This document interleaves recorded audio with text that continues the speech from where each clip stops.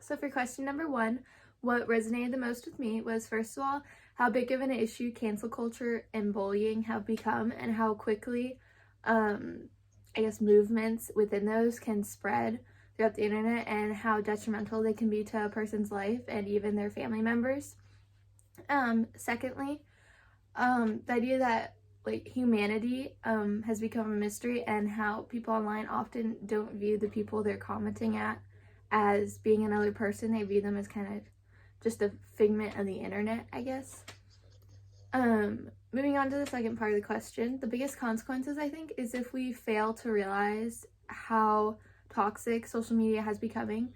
I feel like when social media first came about, it wasn't nearly as negative as it is today, but now it's filled with people attacking others or comparing yourself to others, and it's become a place for people to put each other down instead of lift each other up. So I think we really need to realize the lack of empathy that is coming from social media, and realize that when you're commenting at someone and saying something negative, you're saying it to another person who is capable of having the same thoughts and feelings as you, and we need to put ourselves in everyone else's shoes. Moving on to question number 2. Some of the truths I saw in the film Generation Like the First was that social media has brought the biggest transformation in terms of marketing, companies communicating with consumers. They have kids working for free promoting their films or brands, and I think that's very true. And one line that I liked from the movie was that your consumer is now your marketer. I thought that was very true. Another truth I saw was that likes have become a vulnerability for kids, and that young people use social media as a way to satisfy their needs for attention and validation. I think that has become very true and has become a big issue among teens.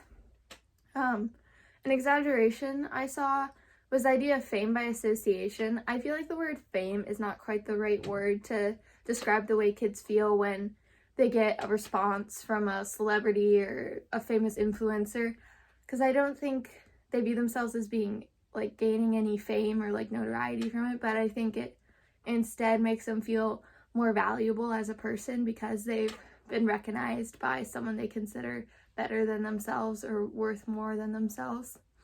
Another exaggeration I saw was the idea that social media feels like a social community, but it's really not. I don't think that's entirely true. I think it is very possible to build a social community on social media.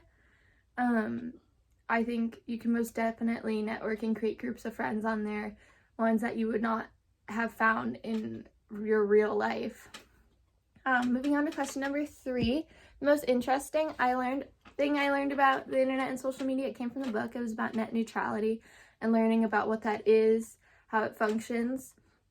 I thought it was very interesting to see the idea that content providers will come up with ways to go around net neutrality, and net neutrality is there to keep everything neutral and an even dispersion of ideas. And a service provider could make a competitor's site load slower than their own, so that to get around the net neutrality laws. And I thought that was very interesting, and I guess a creative way or creative thing for companies to do. Yeah, thank you.